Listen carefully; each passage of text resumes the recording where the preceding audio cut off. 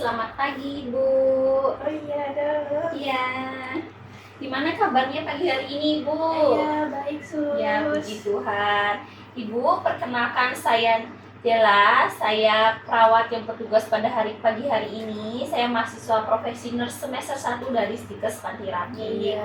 Sebelumnya saya izin kontrak dengan Ibu. Saya ingin memberikan edukasi tentang perawatan perineum pada pagi hari ini. Apakah Ibu bersedia? Ya, bersedia Sus. Ya, sebelumnya mungkin untuk edukasinya kurang lebih selama 15 menit atau 20 menit menyesuaikan dengan Ibu. Untuk tempatnya di sini saja, begitu. Nah, sebelum saya lanjut untuk penjelasan yang akan diberikan, apakah ada yang ingin ditanyakan? Itu penjelasan mengenai apa ya Sus? Oh, ini perawatan perineum itu merupakan penjelasan mengenai edukasi yang diberikan untuk ibu pasca melahirkan normal, di mana di sini difokuskan pada perawatan daerah, kalau bahasa awamnya itu vagina gitu kan. Pas melahirkan ada pembukaannya, Bu. Kita perlu perawatan agar daerah tersebut tetap terjaga dan tidak terinfeksi begitu. Oke Sus. Baik, sebelumnya saya izin bertanya, apakah Ibu tahu apa itu perawatan perineum? Oh, saya belum tahu itu Sus. Ya, perawatan perineum itu sendiri merupakan perawatan yang tadi saya sudah sempat jelaskan, itu perawatan yang diindikasikan pada permukaan vulva. Vulva itu dari vagina kan ada berbagai bentuk anatominya, labia mayora dan minora, lapisan terluar dan terdalam. Kita perlu menjaga area kebersihan itu sampai dengan anus, karena kalau daerah kewanitaan sendiri itu kan dengan anus itu dekat, apalagi ibu setelah pasca melahirkan normal ada perdarahan, perobekan, dan misalkan ada jahitan juga, itu perlu kita lakukan perawatan agar terhindar dari rasa tidak nyaman dan infeksi. Begitu. Dan apakah Ibu tahu bagaimana perawatannya itu sendiri? Saya belum tahu, bisa dijelaskan Sus? Oh iya, perawatannya itu kita mulai dari yang terluar dulu, karena bagian terluar itu kan belum terkotor. Kita mulai dari paha dulu, terus dari bagian vulva teratas yang luar dan terdalam itu, lalu kita cebok dan lewat melalui anus begitu. Jadi nanti kalau Ibu cebok itu dari atas dulu baru ke bawah, biar nanti misalkan nggak pup itu kotorannya malah naik ke atas, dengan mencegah infeksi itu sendiri. Dan perawatan ini merupakan suatu indikasi di mana setelah terlahirnya normal itu kan kelahiran plasenta juga ya Bu. Dan ini indikasinya karena lahiran normal itu juga ada perdarahan, jadi itu indikasinya untuk pengembalian kembali posisi rahim.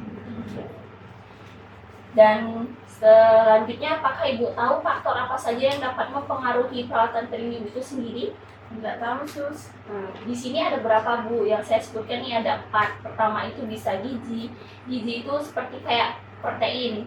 Protein itu kan dibutuhkan untuk tubuh untuk mengembalikan sel-sel yang misalkan ada luka itu bisa cepat menutup selnya gitu ya Bu. Iya. Ibu sendiri kan bisa ada perobekan, itu bisa membantu menutup proses lukanya, penyembuhan yang cepat gitu. Terus serat juga diperlukan agar kalau nanti pup atau BAB kita nggak terlalu mengejan, takutnya ada perdarahan gitu. Terus di sini juga obat-obatan, misalkan Ibu ada ini nggak sebelumnya riwayat pengobatan yang penyakit sebelumnya gitu, ada nggak? Saya belum pernah minum obat Sus, kalau nggak dikasih dulu pas saya masih hamil di puskesmas untuk ibu hamil. Saya nggak gitu ya. vitamin, saya nggak ada minum obat lainnya. Oh iya. Ternyata obat-obatan ini merupakan juga salah satu indikasi yang menjadi faktor yang mempengaruhi perawatan perineum itu sendiri Bu. Terus selanjutnya ada budaya dan keyakinan, lalu sarana dan prasarana. Budaya dan keyakinan itu misalkan contohnya budaya kayak merebus sirih tuh Bu. Nah, kan dari beberapa juga merebus sirih katanya bisa menjaga area kewanitaan dan juga kebersihannya begitu. Namun itu belum bisa dipastikan apakah itu memang bisa diaplikasikan untuk kebersihan perawatan perineum ini atau tidak. Lebih baik dianjurkan, disarankan dengan perawatan yang seadanya yang di rumah, yang tadi yang menunjang sarana dan prasarana, misalkan seperti baskom dengan air hangat, dengan waslap. Misalkan Ibu tidak punya waslap seperti sarung tangan yang kain itu, bisa Ibu pakai dengan cebok sendiri dari atas ke bawah, misalkan dari vulva vagina itu sampai dengan anus, jangan dari anus ke vagina. Lalu menggunakan sabun, terus dikeringkan. Sebelumnya Ibu tahu nggak apa saja hal yang perlu diperhatikan untuk perawatan perineum itu sendiri? Kalau menurut saya kebersihan yang salah satunya, Sus. Ada lagi, Sus? Ya benar, merupakan kita awalnya menjaga kebersihan area perineum itu sendiri ya. Selanjutnya juga kita tadi tetap menjaga yang saya jelaskan untuk menjaga tetap kering area perineum itu sendiri agar tidak terjadi tumbuhnya jamur gitu. Dimana kita lihat sendiri ruangan yang lembab akan cepat ditumbuhi jamur, begitu juga dengan area kulit sekitar kita. Lalu tadi saya juga jelaskan hindari penggunaan obat-obat tradisional, misalkan obat tabur apapun yang percaya, misalkan kunyit segala macam, karena area yang masih luka itu rentan dengan hal-hal yang masih berbau, misalkan itu belum ada prosesnya gitu ya Bu. Jadi kita perlu, mungkin yang ditekankan hanya dengan pembersihan area perineum itu sendiri. Lalu cuci area perineum itu sebanyak 3-4 kali sehari dengan air bersih dan mengalir, dan juga sabun, dan juga jangan lupa dikeringkan. Lalu apakah Ibu tahu apa tujuannya dari perawatan perineum itu sendiri? Biar cepat sembuh ya, Sus. Ya benar, itu merupakan juga salah satu tujuannya, biar lukanya cepat menutup, cepat kering, cepat sembuh, dan juga bisa menjaga kenyamanan kita sendiri, karena dengan menjaga kebersihan kan terhindar dari infeksi, juga tidak membuat kita repot sendiri kan ya Bu ya. Lalu selain itu juga menghindari nyeri, karena kalau luka itu tidak bersih itu bisa menjadi faktor tumbuhnya kuman dan bisa menimbulkan rasa gatal, nyeri, perih, dan juga kemerahan. Lalu juga menghindari luka dari benda asing di sekitar. Sebelumnya Ibu tahu nggak apa aja langkah cara perawatan perineum itu sendiri? Belum tahu. Pertama, kita itu bersihkan area bagian paha atas dari kanan dan kiri, dan juga di lipatan labia mayora. Labia mayora itu yang terluar, lapisan kelenitan yang terluar itu kan ada bentuknya gitu ya. Ini saya bisa contohkan. Di sini ada gambaran seperti ini, istilahnya kayak bunga mawar gitu ya. Ini labia minora, ini bagian labia mayora. Jadi kita dari paha sini kita bersihkan dulu, dari keluar baru ke dalam. Kenapa seperti itu? Karena area paha ini masih area yang bersih, jadi area dalam ini area yang termasuk kotor. Jadi kita bersihkan dari keluar baru ke dalam. Setelah itu baru kita lanjutkan dengan tangan kiri itu menarik lipatan ke atas dan membersihkan. Kita tariknya dengan hati-hati gini. Jadi kita tarik seperti ini, kita buka, kita tarik, kita bersihkan. Dan selanjutnya gunakan kapas. Misalkan kalau ini kan perlu hati-hati karena ada perobekan gitu ya Bu, kita juga sediakan kapas. Tadi labia mayoranya itu setelah dari paha itu dibuka, tangan kirinya itu ya seperti kita cebok gitu kan, tangan kiri yang satunya bersihkan dengan kapas gitu ya Bu.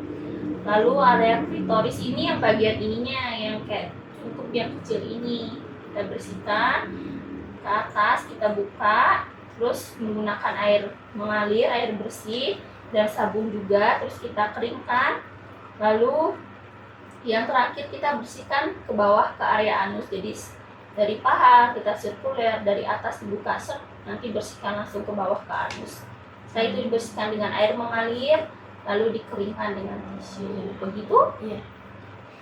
Ada yang ingin ditanyakan dulu langkah-langkahnya atau hal lainnya? Berarti nggak boleh dari bawah ke atas ya, Sus? Harus ke atas ke bawah ya? Bener, karena area anus itu merupakan area yang terkotor, keluarnya istilahnya kotoran gitu ya Bu.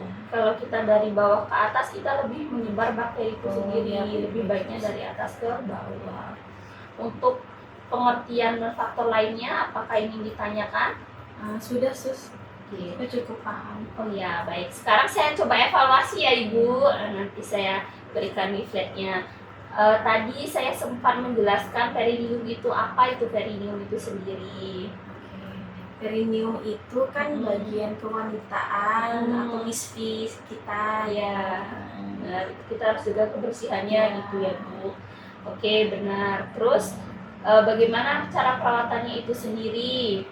Untuk perawatannya kan kata suster tadi diharuskan dari ini paha dulu ya, lalu baru ke lipatan.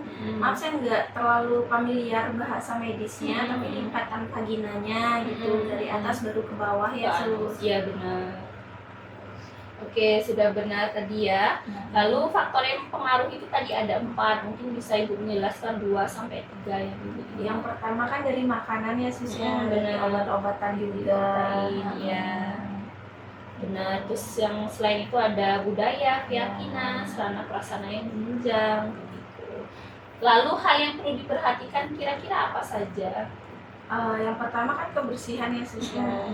Kebersihan, terus dari segi makanannya juga diperhatikan biar cepat sembuh ya Sus ya. Iya benar. Oke, baik Ibu, dari evaluasi yang saya berikan tadi, Ibu sangat baik menjawab pertanyaan dari pengertiannya, langkah atau cara-caranya, hal yang perlu diperhatikan, tujuan lalu faktornya. Ibu menjawab dengan sangat baik dan Ibu menyimak edukasi yang saya berikan dengan sangat baik. Terima kasih atas waktunya, sudah bersedia saya berikan edukasi. Semoga Ibu lekas sembuh, nanti cepat pulang dan rawat gabung dengan adik bayi ya. Ini saya berikan leaflet, bisa untuk dibaca-baca di rumah ya. Bisa untuk dilihat-lihat lagi langkah-langkahnya dan juga tujuannya itu sendiri. Ini saya kembali ke ruang workstation. Jika ada butuh sesuatu bisa pencet bel. Terima kasih ya Sus. Iya, terima kasih Ibu. Saya. Iya. Mari. Selamat pagi. Pagi Sus.